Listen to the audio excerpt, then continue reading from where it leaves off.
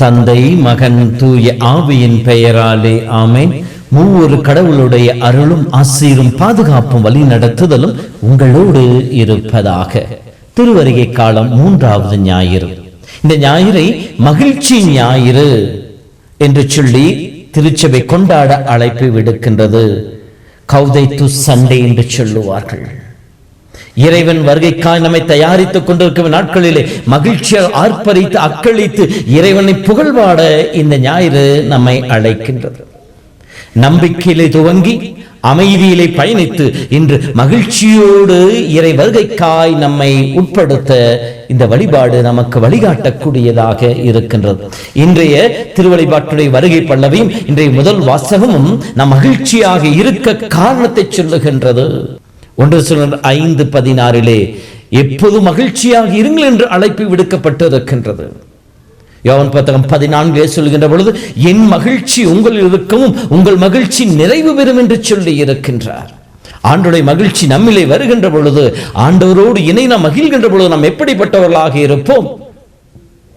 யோவான் 16:22 படிப்பதை போல, என்னை காணுகின்ற பொழுது இங்கு மகிழ்ச்சி அடைவீர்கள், அந்த மகிழ்ச்சி யாரும் உங்களிடமிருந்து பிரித்து எடுத்து விட முடியாது என்று சொல்லப்படுகின்றது.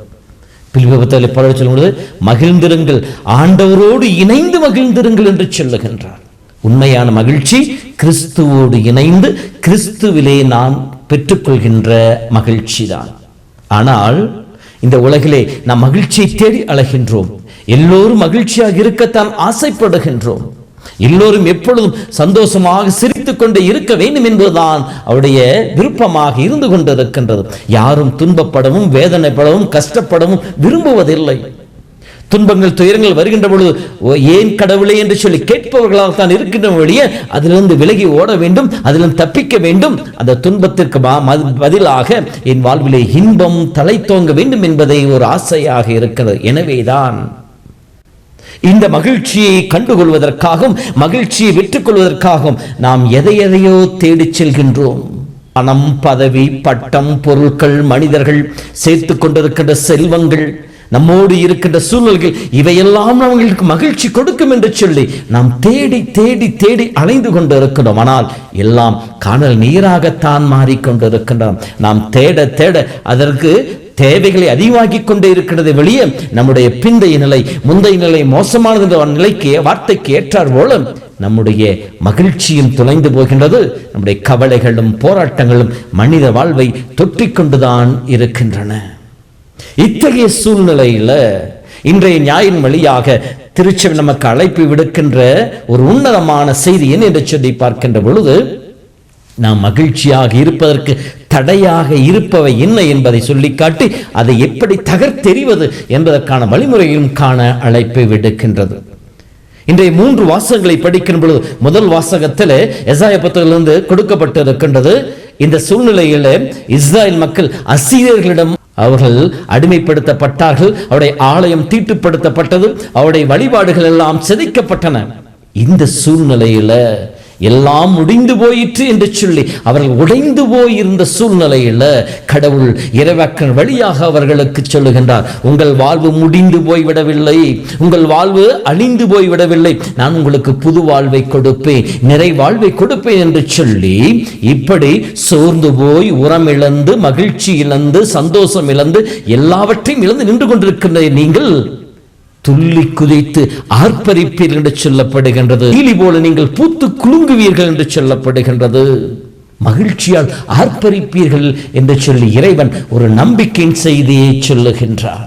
எனில் இதோ கடவுள் உங்களை தேடி வருகின்றார், உங்களை திடப்படுத்த வருகின்றார், உங்கள் காயங்களை ஆற்ற வருகின்றார், உங்களுடைய துன்பங்களுக்கு முடிவு கட்ட வருகின்றார், உங்களுக்கு எதிராக இருப்பவர்களிடம் உங்கள் சார்பாக போராடி உங்களுக்கு வெற்றி விட்டுக் கொடுக்க வருகின்றார் என்கின்ற ஒரு உன்னதமான செய்தியை தான் இன்றைய முதல் வாசகம் நமக்கு சொல்லி காட்டுகிறது. நம்முடைய வாழ்விலும் கூட கஷ்டங்கள், கண்ணீர், போராட்டங்கள், துன்பங்கள், அவமானங்கள், கடன் தொல்லைகள், வேலை நிமித்தம் படுகின்ற எல்லா விதமான கஷ்டங்கள், குடும்பத்திலே பிரச்சனைகள், குழந்தைகள் மத்தியிலே போராட்டங்கள், விசுவாச வாழ்விலே தளர்ச்சிகள், எத்தனையோ கஷ்டங்களை கண்ணீரோடு வாழ்ந்து கொண்டிருக்கின்ற நம்ம ஒவ்வொருவரையும் பார்த்து நம்முடைய வாழ்வு இவ்வளவுதான், இப்படிதான் இருக்க போகிறது, இந்த துன்பத்தில் தான் இருக்க போகிறது சொல்லி வாழ்ந்து கொண்டிருக்கின்ற சகோதர சகோதரிகளுக்கு இன்றைய வார்த்தையின் வழியாக இறைவன் சொல்லுகின்றார், இதோ உங்கள் வாழ்க்கையை நான் மாற்றி போடுவேன், உங்கள் வாழ்க்கையிலே மாற்றத்தை கொடுப்பேன், புது வாழ்வு உங்களுக்கு கொடுப்பேன் என்று சொல்லி ஆண்டவர் அழைப்பு விடுப்பதாக இருக்கின்றது. அஞ்சாதீர்கள், திடன் கொள்ளுங்கள், உறுதியோடு இருங்கள், ஆண்டவர் உங்களை தேடி வருகின்றார். முதலாவதாக மகிழ்ச்சி செய்தி, ஆண்டவர் என்னை தேடி வருகின்றார், என் வாழ்வில் இந்த சோர்விலிருந்து என்னை எழுந்து நிற்க செய்வார், இந்த அடிமைத்தனத்திலிருந்து, இந்த அழிவிலிருந்து என்னை கைதூக்கி விடுவார் என்கின்ற உன்னதமான ஒரு செய்தியை சொல்வதாக இருக்கின்றது. இரண்டாவதாக, கடவுள் நம் மத்தியிலே இருக்கின்ற நோய்களையும் வேதனைகளையும் எடுத்து போடுகின்ற பொழுது, இதோ மெஸ்ஸியா வருகின்ற பொழுது பார்வையற்ற கண்கள் பார்க்கும், கேட்காத காதுகள் கேட்கும், முடங்கி போன கால்கள் துள்ளி குதிக்கும், பேச முடியாத நாவு இறைப்புகழ் பாடும், அக்களித்து இறைவனுக்கு நன்றி செலுத்தும் என்று சொல்லப்படுகின்றது. ஆண்டவர் நம்மிடம் இருக்கின்ற அடிமைத்தனங்களை முழுமையாக உடைத்து போடுவார். நாமை அடிமைப்படுத்திக் கொண்டிருக்கின்ற நோயின் தாக்கங்கள் அனைத்திலும் இருந்து நமக்கு விடுதலை கொடுப்பார். நம்மை சூழ்ந்திருக்கின்ற துன்பங்கள், துயரங்கள் எழுந்து நாம் எழுந்து நிற்க நமக்கு பலன் கொடுப்பார். தடைகளாக இருக்கிற அனைத்தை உடைத்து போடுவார்.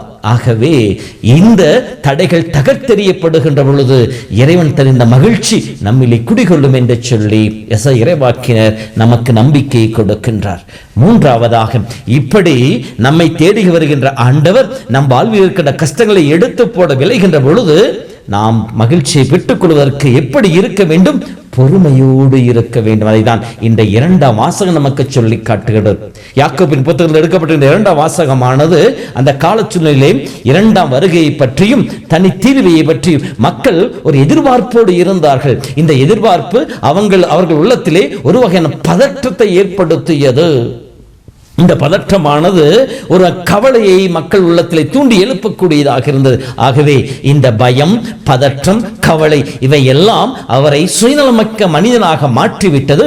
முணுமுணுக்க ஆரம்பித்தார்கள், எல்லாவற்றிலும் குறை காண ஆரம்பித்தார்கள், பிறரிடம் இருக்கின்ற குறைகளை சுட்டி காட்டிவிட்டு தங்களை நேர்மையாளர்களாக காட்டிக்கொள்ள விரும்பினார்கள்.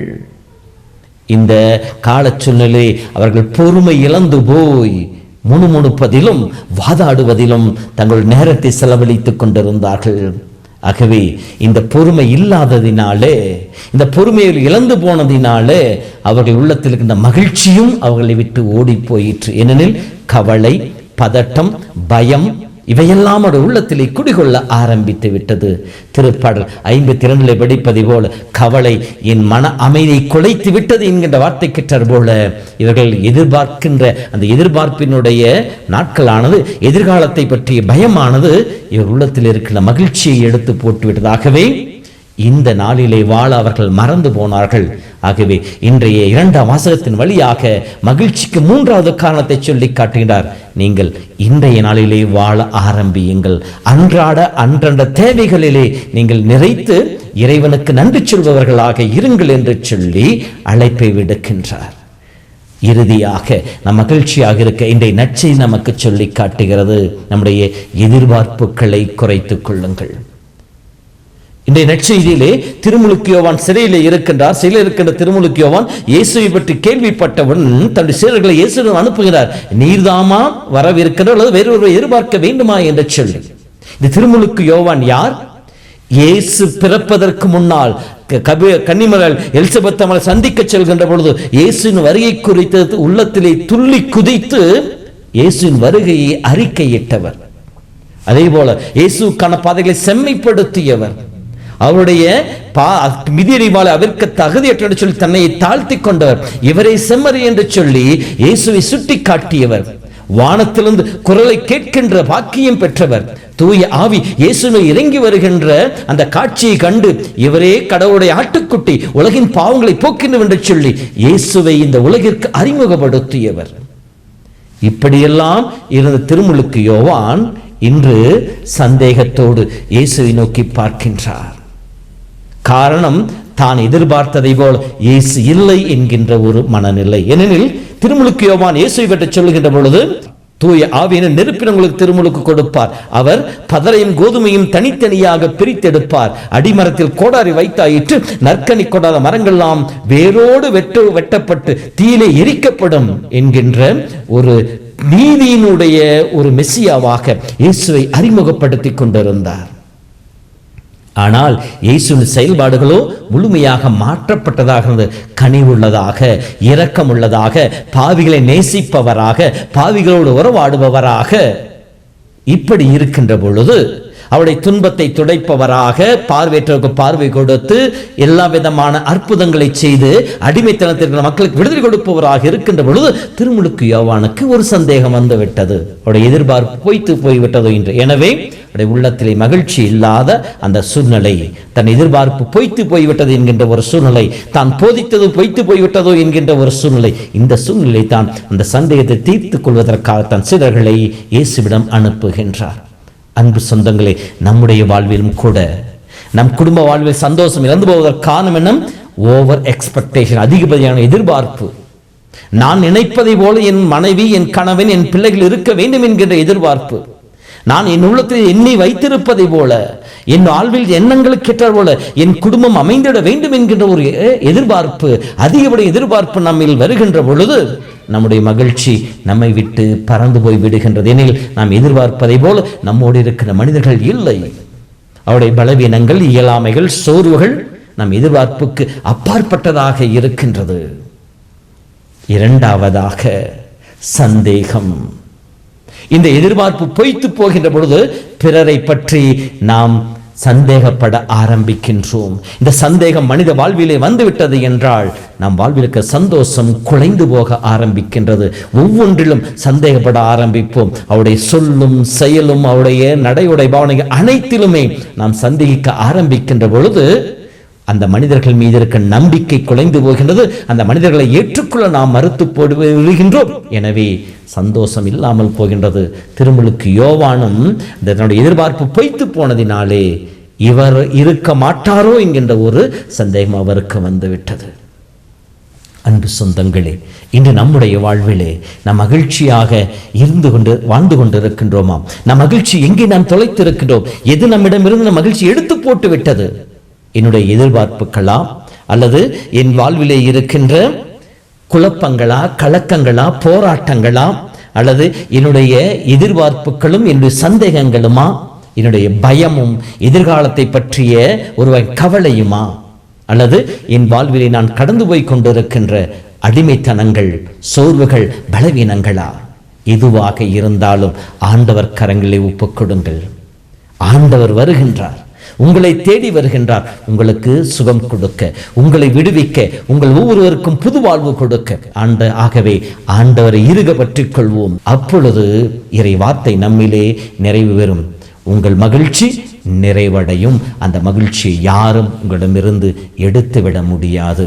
இந்த மகிழ்ச்சி ஞாயிறு எல்லா உள்ளங்களும் இல்லங்களும் மகிழ்ந்திருக்க உங்களை வாழ்த்துகிறேன். கடவுளர் உங்களோடு இருப்பதாக. எல்லாம் வல்ல இறைவன், தந்தை, மகன், தூய ஆவி உங்களை நிறைவாய் ஆசீர்வதிப்பாராக. ஆமேன். மகிழ்வோம் மகிழ்வோம் தினமாக மகிழ்வோம், இயேசுராஜன் நம் சொந்தமாயினார். இந்த பாதலத்தின் சொந்தக்காரர் அவர், எந்த உள்ளத்தில் சொந்தமானார். ஆனந்தமே பரமானந்தமே, இது மாபெரும் பாக்கியமே.